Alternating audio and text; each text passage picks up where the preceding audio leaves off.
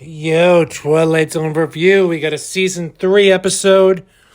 If you only have time to listen to one, I would suggest, if you haven't heard the last one, people are alike all over. Like 2 posts ago, the last Twilight Zone review post, we both gave it a 9 out of 10. I enjoyed this episode, The Passersby. The Passersby. And, but yeah, if you only have time for one, I would check out the last one we did. I saw it didn't get a lot of views, so just letting you know. But I like this one. Here's Ashley with the info.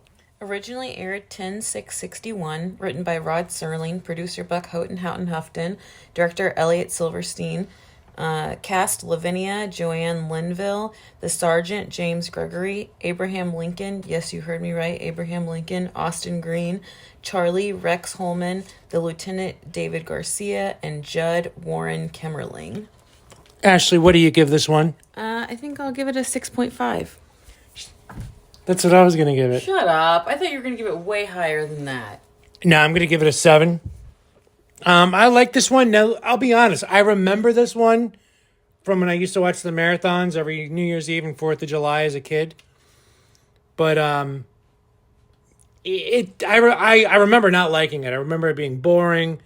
But I actually have grown to have more respect for this one. It's definitely not the best. You know, some of the accents are a little overacted. But, yeah. But I think in general, this one's grown on me a bit, and I actually do enjoy it. I give it a 6.5. I'm not crazy about the war episodes in general. Just to give a little background, it's Civil War. So it's the end of the Civil War, and our first lead, I guess, Lavinia, she's at her house.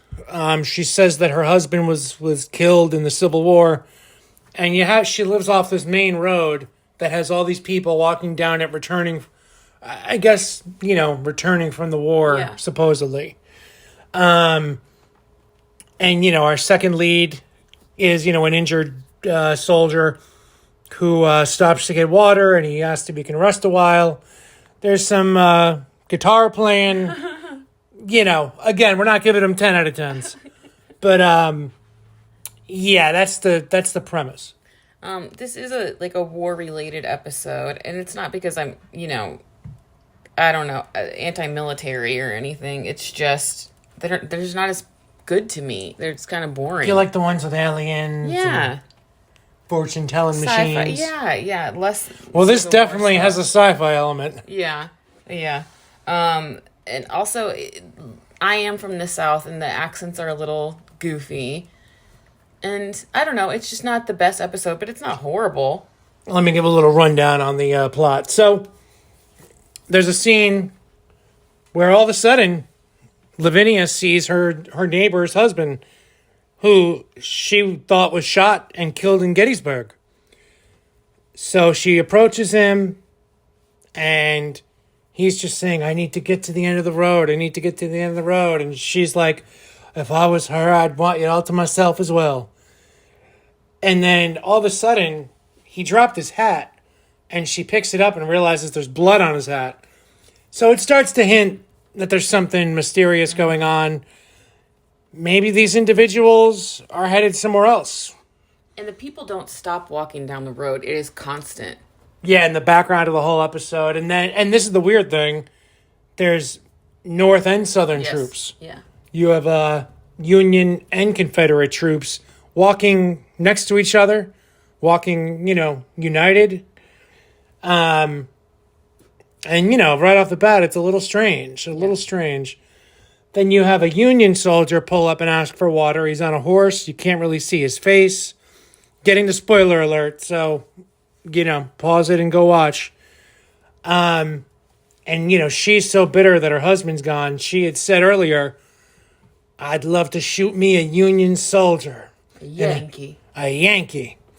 So she actually runs inside and gets her shotgun. Well, our second lead, the sergeant, our guitar playing sergeant, who by the way was in the pilot episode of the Twilight Zone as top military brass. Yes. We actually have not done that one yet. I purposely did not do that we were going to save it toward the end. I thought it'd be fun to save the first episode for toward the end. I guess this Union soldier had saved his life. So kind of odd that he just happened to come across this road.